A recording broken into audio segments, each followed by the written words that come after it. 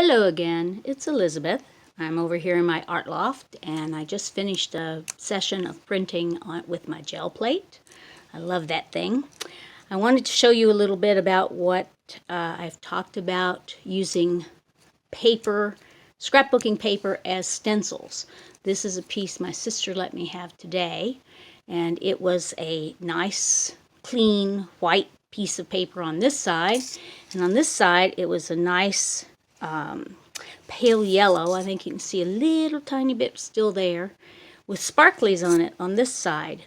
But when I printed it with copper on my jelly plate, or used it as a stencil on my jelly plate, then it has this nice glow to it, and it still has the sparklies that, oh, look at that, there's a piece that wasn't even taken out of there. Well, that'll be better for the next time. I'll take that out. It's still stuck. But it has a lot more interest, I think, so that, even if you're not using your jelly plate to make prints and using your scrapbooking paper to as stencils for that, you can use your jelly plate to change your stencils to make them a better color to go with your other scrapbooking papers and or your journaling papers. There's a little bit there that I need to take out too. Well, I'll just remember that.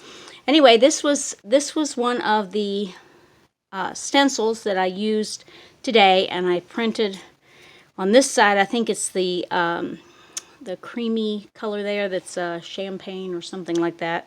No, it's called parchment. That's what it was. I just got that new today because I hadn't had it, and I needed some off-white stuff. And it had some black already still on my plate, so that's why I'm getting all those little black things. And then this side was printed with the new copper Ultra Sheen from Deco Arts.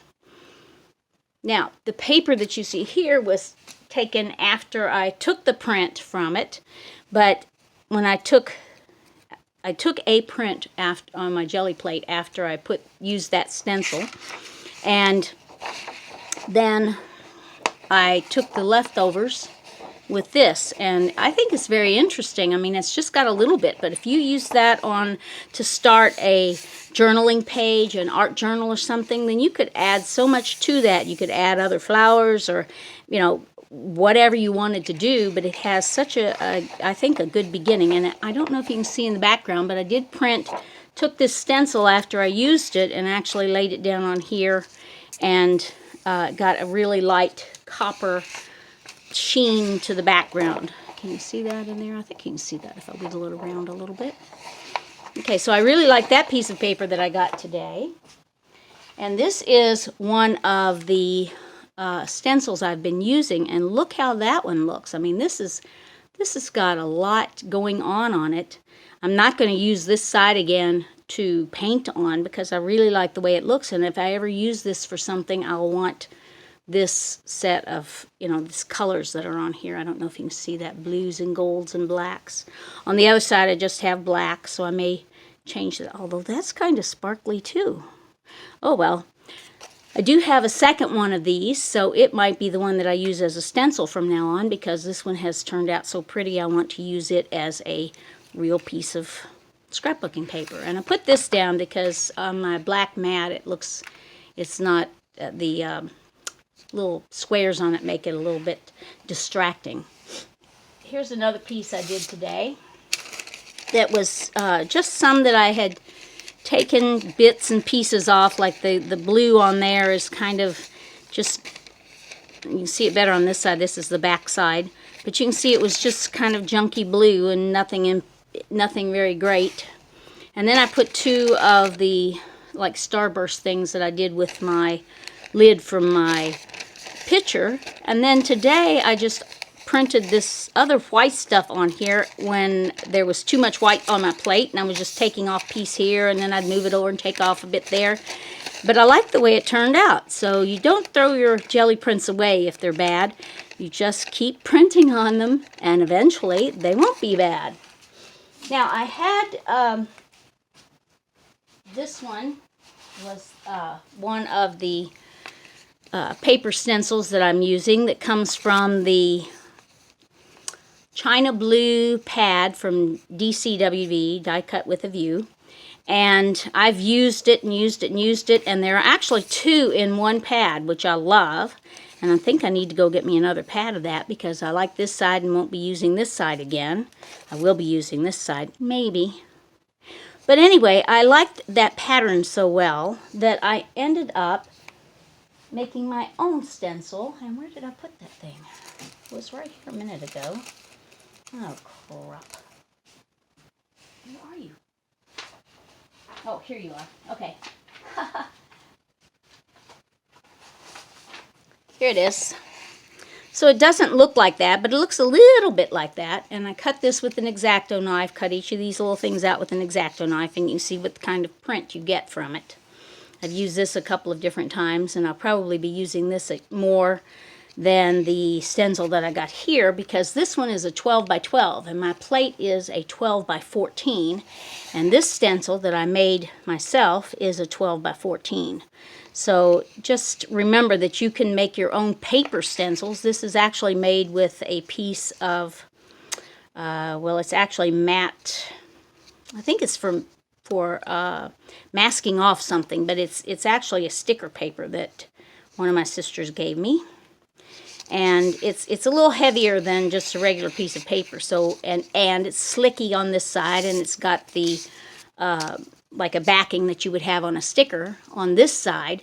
So this side's not going to, it's, you know, impervious, pretty much impervious to water. So that's a reason to use that. Rather, you could buy the they have plastic that you can purchase to make your own stencils. Cut them out with an X-Acto knife, cut them out with scissors, whatever you want to cut them out with. But this is one that I've made because I love this one so much. And see, you can see that they're similar, but, you know, they're not exactly the same because these have these little pretty little diamonds in the middle, and then they have separation between the fishes, as I call them, or I call it wave pattern on mine. And this one's been really used a lot, you can tell. This one hasn't yet, but it's going to get used up too. Okay, another one. I liked this one. Have I shown you that? Yes, I showed you this and told you I was going to keep that one because I really liked that one. Anyway, this one I really liked, so I made another one, made my own to look like that. And it is this one.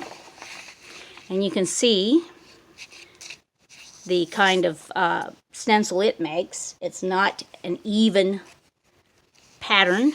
It's a pattern you know, I mean, this is a really pretty even pattern. But when you're doing something on the jelly plate, sometimes you like something that's a little wonky, and this definitely is.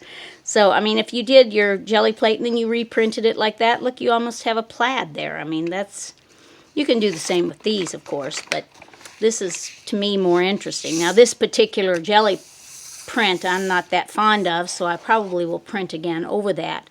But for now, I mean, I just wanted to show you what it looks like when you use this particular stencil. I've used the back of it as well.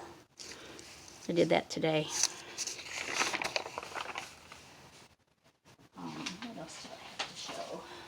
Oh, yes, these are beautiful.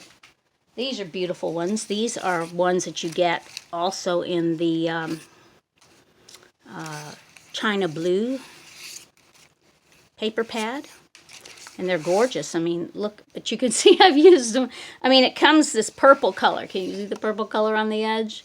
Yeah, that's the color it started out, and it's kind of a darker purple on one side and then the lighter purple on the other side. And mine aren't purple anymore. This one's really kind of a nice ultramarine blue, and this one's kind of got lots of splotchy different colors in the blue. This side is a red, coppery kind of thing. I haven't cut a stencil to replace this one yet. I don't know if I will, because it's really intricate, and besides the pattern this one makes is just so gorgeous. I don't know that I could make anything that would be close to that. So this is, again, from the China Blue paper pad from DCWV. If you're looking for that, I don't know if they have it. I'm sure there's online somewhere if you can't get it at your local Hobby Lobby or Michael's or Joann's, whichever store that you prefer or have near you.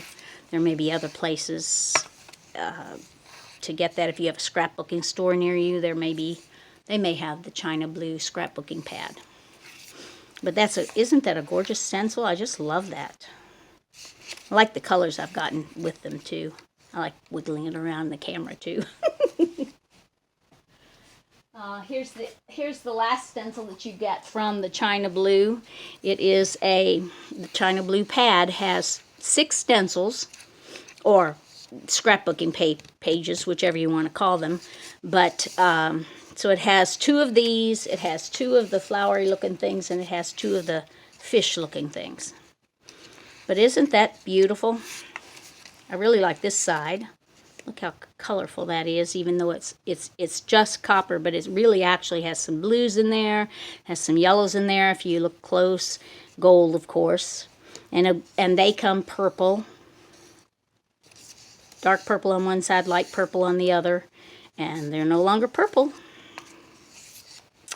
And as for cutting one like this, I might do that, but it won't look exactly like this because this is really intricate, and of course I don't cut them to be a standard repeating pattern. I make them a little wonky, so that I might do something with a hexagon because that's what this is started out as. I don't know if you can tell that, but if you look at the little motif, it is a hexagon in there, and I might do that, but I probably won't come out with anything like this. If I do make one, I will show you sometime. What else did I have to show? Oh, yeah, here's one that I used that on. I think you can see that. Oops, can you see that? That's really shiny. Ew. You can probably see it a little bit over here. You can see this not a lot. This one I don't think I'm going to reprint this. I still like the way it looks. It's got some really cool things where it's got oranges and reds instead of just the reds in there. But it is kind of shiny. That's my metallic paint that I just love from Lasco. It's Pearl Acryls is what it's called.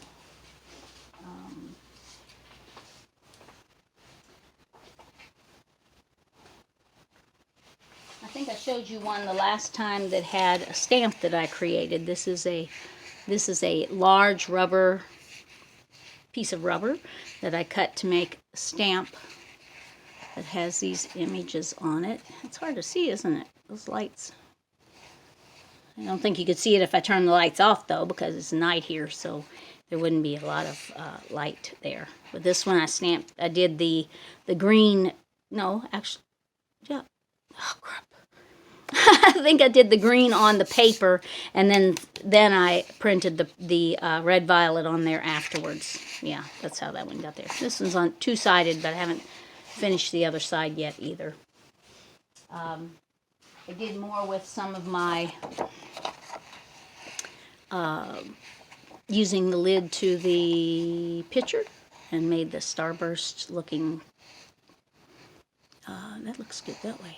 That's probably the best way to hold it so that you can see it, so it's not too much shiny. But it's got some blue in the background, and I just stamped over it with the lid, and I don't know if you can see the grid in there. That's the one that I made. Anyway, that's all for today. I just wanted to show you a few more things and how I actually use the paper stencils to do it. If you're interested in me doing a demonstration, I can do that. Otherwise, just subscribe, leave a comment, give me a clue. Thank you. Bye-bye.